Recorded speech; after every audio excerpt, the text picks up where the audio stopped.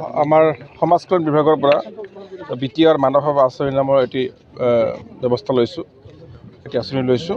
আমাৰ সন্মানীয় শ্ৰী প্ৰমোদ বৰদেৱৰ ইচ্ছা আছিলে যে Btr যিসকল আমাৰ দিব্যাংগ ভাই ভনী আছে, দাদাসকল আছে, তেওঁলোকৰ বহুতে আৰ্থিকভাৱে বহুত পিছপৰা, বহুত দুৰ্বল, বহুতৰ এনেকুৱা অৱস্থা আছে যে দুবেলা দুমুঠি খাবলৈও তেওঁলোকৰ অৱস্থা নাই। গতিকে এই যিবোৰ পিছপৰা একেবাৰে দুৰ্বল বিল' প্ৰভাৰ্টি লেভেলৰ দিব্যাংগ ভাই ভনী দাদাসকল আছে, তেওঁলোকৰ আৰ্থিক সচ্ছলতাৰ কাৰণে জীৱন নিৰ্বাহৰ এটা বাট মুকলি কৰাৰ বাবে আমি Btr মানৱ সেৱা আঁচনি এটা লৈছোঁ, যাৰ দ্বাৰা প্ৰতি বছৰে আমি 100খন ই-ৰিক্সা প্ৰদান কৰি আছোঁ, 100 ইলেক্ট্ৰিক ই-ৰিক্সা, আৰু 50,000 টকাকৈ 200জনক আমি দিম। 200জন দিব্যাংগ ভাই ভনী দাদাক 50,000 টকাকৈ দিয়া হ'ব আৰু 100জনক ই-ৰিক্সা প্ৰদান কৰা হ'ব। মুঠ 300জনক আমি বছৰত এনেকুৱা ধৰণৰ এটা সহায় কৰিম। আমি সেই সহায় কৰাৰ উদ্দেশ্যে আজি প্ৰথমতে এই বছৰৰ যি ই-ৰিক্সা প্ৰদান অনুষ্ঠান আছিল আমি নিৰ্বাচন কৰিলোঁ। আমি ইয়াৰ পিছত এই 10 দিনৰ ভিতৰত Btr অন্যান্য যিবোৰ আমাৰ স্থান আছে তাতো আমি ই-ৰিক্সাবোৰ দি দিম তেওঁলোকক। আৰু 50,000 টকাৰ আঁচনিটোও আমাৰ সম্পূৰ্ণ কাম ইতিমধ্যে হৈছে, 2 দিনৰ ভিতৰত আমি চেক প্ৰদান কৰি দিম। গতিকে ইয়াৰ দ্বাৰা আমাৰ দিব্যাংগ ভাই ভনীসকলৰ এক জীৱন নিৰ্বাহৰ বাট মুকলি হ'ব, তেওঁলোকে আত্মবিশ্বাসী হ'ব, আৰু তেওঁলোকক যে মানুহে ভাল পায়, তেওঁলোকৰ যে আমাৰ সমাজৰ এটি অংগ, আমাৰে ভাই ভনী, তেওঁলোকৰ এইটো এটা বিশ্বাস আহিব।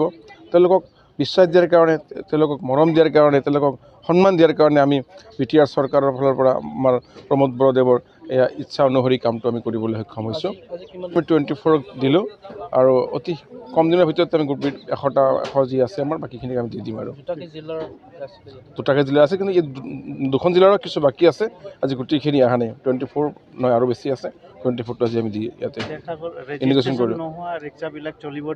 ৰেজিষ্ট্ৰেশ্যন কৰি দিয়া হ'ব, তেওঁলোকক কৰি দিয়া হ'ব, ৰেজিষ্ট্ৰেশ্যন কৰি দিয়া হ'ব, গোটেইখিনি ব্যৱস্থা কৰি দিয়া হ'ব তেওঁলোকক। তাৰোপৰি আমি Btrত 5খন জিলাৰ বাবে 5টি কাউন্সেলিং চেণ্টাৰ খুলিছোঁ। কাউন্সেলিং চেণ্টাৰৰ উদ্দেশ্য হ'ল যে আমাৰ সমাজত যিবোৰ ভাইলেঞ্চ চলি আছে, ডমেষ্টিক ভাইলেঞ্চ বা ছ'চিয়েল ভাইলেঞ্চ, ড্ৰাগ এডিক্টেড প্ৰব্লেম, সেইবোৰ যদি আমি ঠিক কৰিব নোৱাৰোঁ, সমাজখন সুস্থ নহ'ব। সমাজৰ আমি বিভিন্ন কাম কৰি আছোঁ, উন্নয়নমূলক কাম কৰি আছোঁ, আঁচনি লৈছোঁ, সেইটোৱে সৰ্বসেৱা নহয়। মানুহৰ যদি চিন্তাধাৰাৰ পৰিৱৰ্তন নহয়, সমাজখন যদি সুস্থ নহয়, ভাতৃত্ববোধ যদি সমাজত গঢ়ি নুঠে, যদি অশান্তি বিৰাজমান কৰি থাকে সমাজ এখন, তেতিয়াহ'লে সমাজৰ সামগ্ৰিক উন্নয়ন কল্যাণ সম্ভৱ নহয়। তাৰ কাৰণে 5টা কাউন্সেলিং চেণ্টাৰৰ দ্বাৰা আমি সমাজখনক, এই ছ'চাইটিটোক এটা ষ্টেবল কৰাৰ কাৰণে, এটা ভাল পথত আগবঢ়াই লোৱা যোৱাৰ কাৰণে আমি প্ৰয়াস কৰিছোঁ।